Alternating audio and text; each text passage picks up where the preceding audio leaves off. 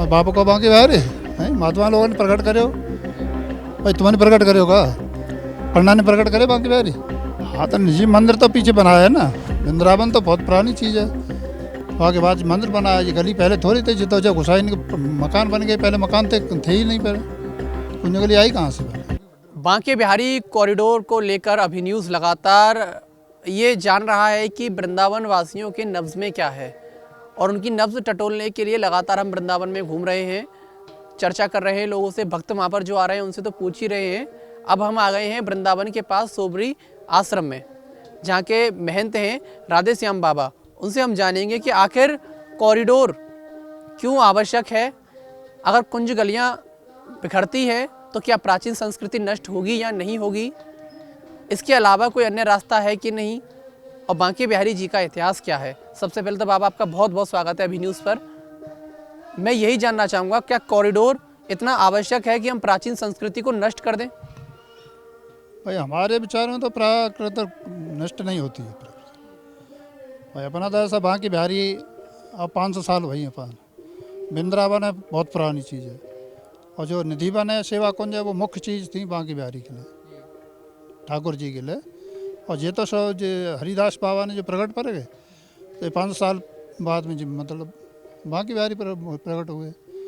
वहाँ के बाद मंदिर बनाया, ये गली पहले थोड़ी थी, जितना जब घुसाई मकान बन गए, पहले मकान थे ही नहीं, पहले कुंज गली आई कहाँ से। पहले तो कोई केवल वन था, तुलसी का वन, तो उस टाइम तो गली थी ही नहीं। जो बांके बिहारी जी थे वनों के बीच में होकर गुजरे थे। बन के भाई जो निधि वन है वो जंगल है कि नहीं, वहीं प्राकट्य हुआ था। जब तक तो वृंदावन में कुछ नहीं था, वे उसके से केवल मथुरा थी, यहाँ तो वृंदावन में था ही नहीं कुछ।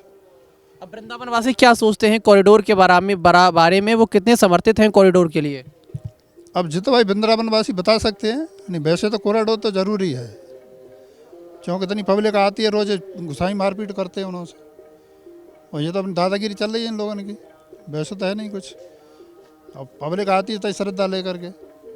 मैं आपकी बात करूं तो आपने कितने समय पहले ठाकुर बांके बिहारी जी के दर्शन किए हैं?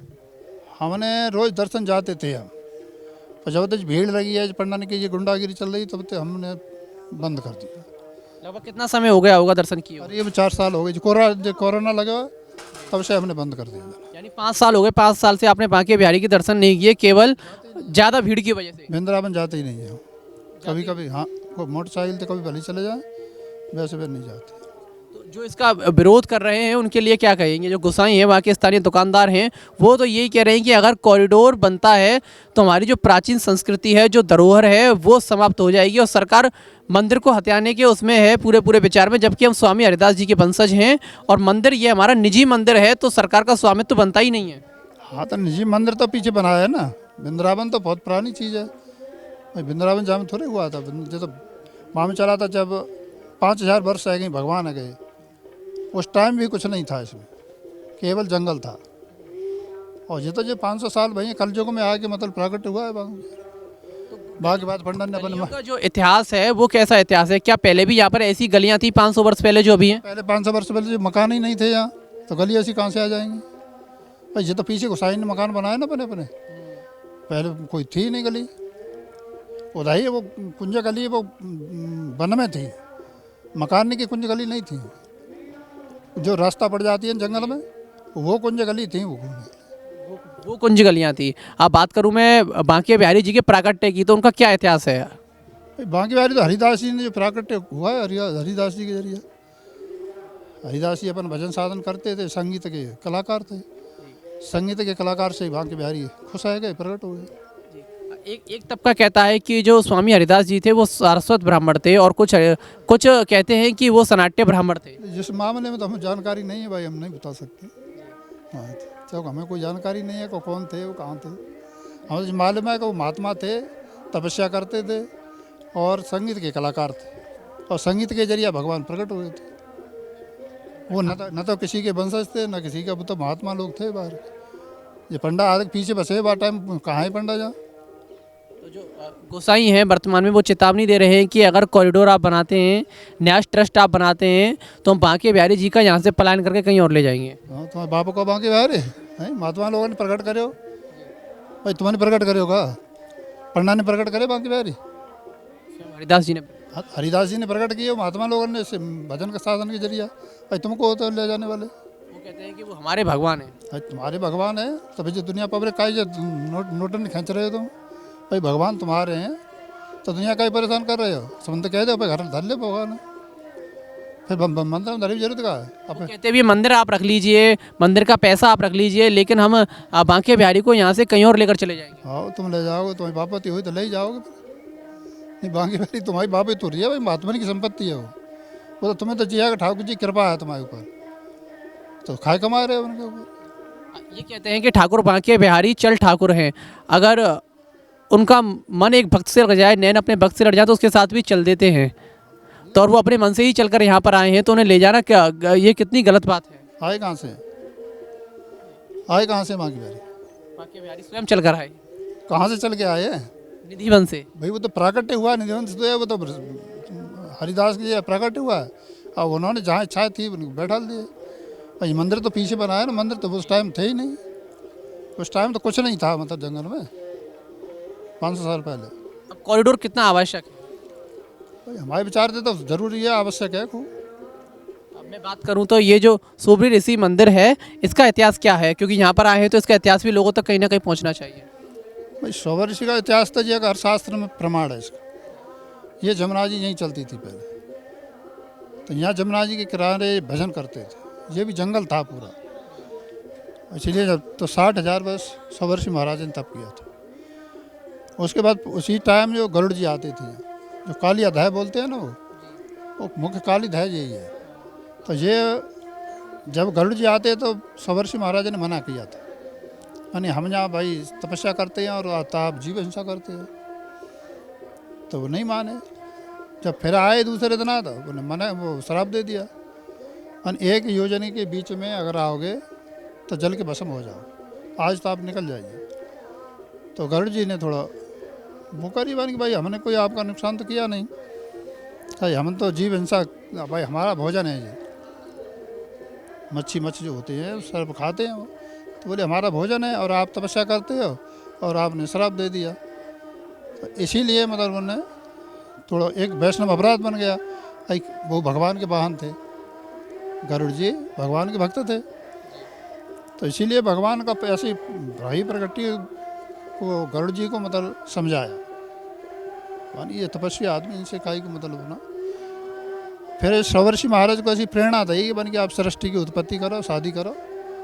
जब पहले जो सृष्टि जितनी हुई है वो ऋषियों के जरिए हुई है, तो वन ने कही भाई अब हम कहाँ शादी करेंगे, हमारा जीर्ण शीर्ण शरीर है, 60,000 वर्ष तब की वृद्ध हो गए, कौन लड़की देगा। अब वो प्रेरणा थी ठाकुर जी की, तो उन्हें ठीक है उस टाइम चले गए।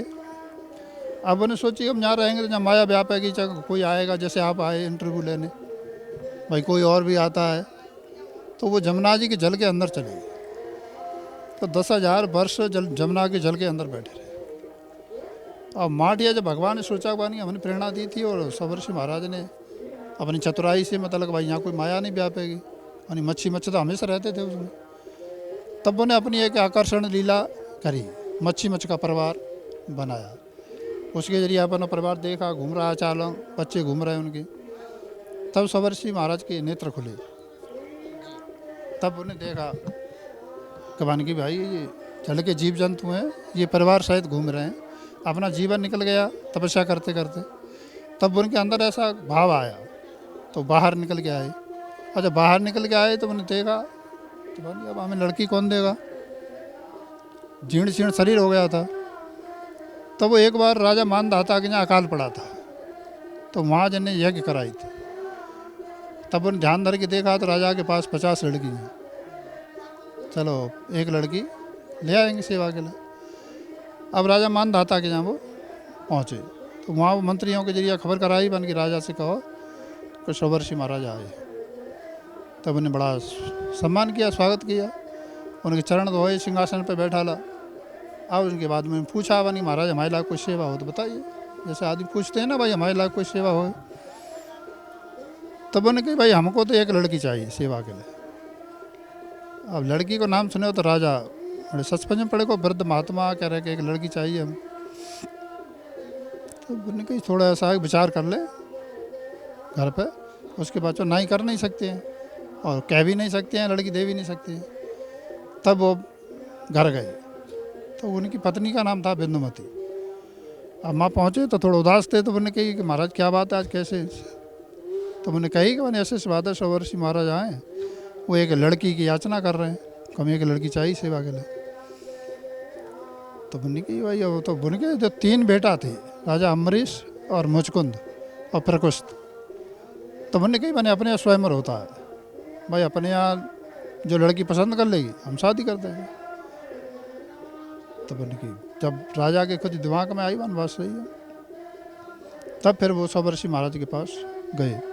और सवर्षि महाराज के पास गए तो मैंने कही बनी महाराज हमारे स्वयंवर होता है, 50 लड़की हैं हमारे पास, जो वर्ण कर लेगी हम शादी कर देंगे। तो अब सवर्षि महाराज ने कही हमें कौन वर्ण करेगी, वृद्ध शरीर था।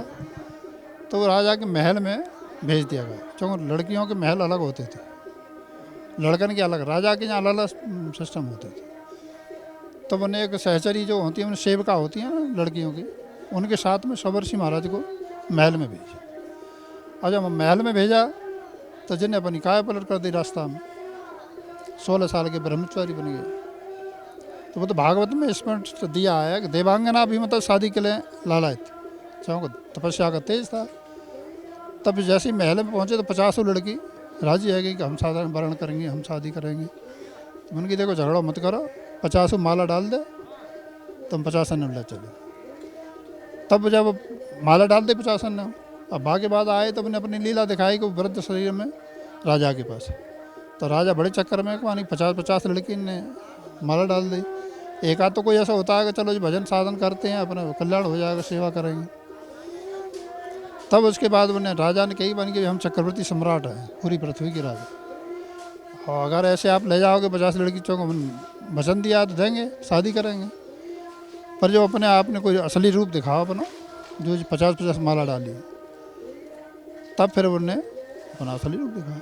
तो 50 मंडप अलग अलग बनाएगी और स्वयं ब्रह्मा जी ने शादी कराई और 50 रूप धारण करे सवर्षि में। सबसे पहला प्रमाण है अपने शास्त्रों में। तो 50 तो शादी हुई, तो उसके बाद फिर वो यहाँ आए। तो यहाँ तो कुछ नहीं था, तो यहाँ 50 महल जैसे राजा के थे, ऐसे ही महल यहाँ विश्वकर्मा के जरिए सुवर्णमय बनवाए थे। तो 50 महलों में अलग अलग रहने लगे। तो अब मतलब उनकी जो पत्नी थी उन्हें जो नहीं मालूम था कि सवर्षि महाराज हमारे यहाँ रहते हैं, दूसरी बहन के यहाँ नहीं जाते हैं। तब फिर वो एक बार जो बिंदुमती थी उनकी जो राजा की पत्नी, मान के एक बार सवर्षि थोड़ा देखता और आज किसी यार लड़की नहीं है। अभी उनको कहा तपस्या में बैठ गए तो 1000 साल बीत जाएंगे, उन्होंने कहा होगा जंगल में। तब यहाँ राजा मानदाता आए थे, तो यहाँ आकर के मैंने अपना देखी लड़की से मिले अपनी बड़ी से। तो मैंने कही बनी सब ठीक ठाक है, बढ़िया है, पर एक ही बात है कि सवर्षि महाराज हमारे महल में रहते हैं और हमारी जो 49 बहन है वो बिना पति के दुखी हैं। और दूसरी के पास गए तो दूसरी ने मुझे यही बात कही, तीसरी के पास गए तो ऐसे ही स्वर्ण के पास गए तो अपने समझने एक ही बात कही। तो राजा समझ गो चाहूँ भाई चक्रवर्ती सम्राट था कि सवर्षि की लीला है, वो प्रणाम करी उन्हें, वो चले गए। उनके बाद फिर अपन जिनके 5000 पुत्र हुए और फिर नाती पंथी भये, तो फिर अपनी घृणा वही बन की, हम कहा चक्कर में पड़ गए, अपना भजन साधन करते थे।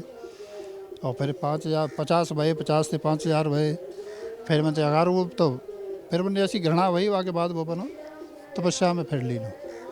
वो अखंडानंद जी भागवत में लिखा है कि अगर गृहस्थ भोगना है कोई बुरी बात नहीं है, गृहस्थ भोगना है तो सवर्षि महाराज से सीखी है कि मैंने त्याग किया तो पीछे को लौट करके नहीं देखा कि भाई हमारा कोई नाती रो रहा है, कोई पंथी रो रहा है।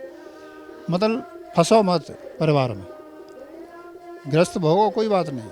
अब जैसे आजकल कहते हैं कि भाई अब हम चले जाएंगे तो हमारे बच्चा कैसे रहेंगे, कई दिन हो गए भूखे प्यासे हैं क्या। तो ऐसा नहीं है, भाई अपने को कहा है अपना बाल लगे ठोपर चले जाएं तो कौन देखेगा उन्हें। तो इसीलिए बाहर जाओ कहीं तो मतलब ये मन देखो कि हमारे परिवार में क्या हो रहा है, और वहाँ रहो तब तक अपना कर्तव्य भाई अपने रहना, अपनी सेवा करना है, अपना पैसा बातें अपना खर्चा चलाना। तो ऐसा मतलब सवर्षि की लीला रही है। कुंड का इतिहास रहा है। और ये पीछे जो कुंड है इसका निर्माण कब हुआ? अभी जो ये दिख रहा है इस कुंड का सौंदर्यकरण हुआ है, ये तो बहुत पुराना था, बस छोटा कुंड था अभी निर्माण हुआ है। जी। अभी साल 2 साल में ही मतलब निर्माण हुआ इसका, इससे ज़्यादा दिन नहीं हुआ। तो बांके बिहारी कॉरिडोर को लेकर महाराज राधेश्याम दास जी का क्या कहना है वो आपने सुना कि भीड़ जो इतनी बढ़ रही है वहाँ पर, उसको देखते हुए कॉरिडोर बेहद आवश्यक है। और रही बात ठाकुर जी को ले जाने की, तो ये किसी का हक नहीं है कि ठाकुर जी को लेकर जाए, वो स्वयं यहाँ पर आए हैं जी, और वो संत महात्माओं की संपत्ति है। तो इस पर आप अपने राय कमेंट्स के माध्यम से दे सकते हैं, जिस तरीके से आप लगातार दे भी रहे हैं। और अभी न्यूज़ एक सार निकालने की कोशिश कर रहा है कि कैसे सार निकले, कुछ ऐसा सुझाव भी मिले जो सरकार के काम आए, या फिर कॉरिडोर को लेकर अभी क्या स्थिति है वो भी समय समय पर प्रशासन समझे। अभी न्यूज़ के लिए अपने सहयोगी आकाश शर्मा के साथ अनुज भारद्वाज, वृंदावन। मंगलायतन यूनिवर्सिटी 1.5 दशक से शिक्षा के क्षेत्र में नए आयाम स्थापित कर रहा 70 एकड़ में फैला 8000 विद्यार्थियों व 150 योग्य व अनुभवी शिक्षकों के साथ मथुरा अलीगढ़ के बीच बेसवा में स्थित यूजीसी द्वारा NAC+ ग्रेड प्राप्त विश्वविद्यालय मंगलायतन यूनिवर्सिटी।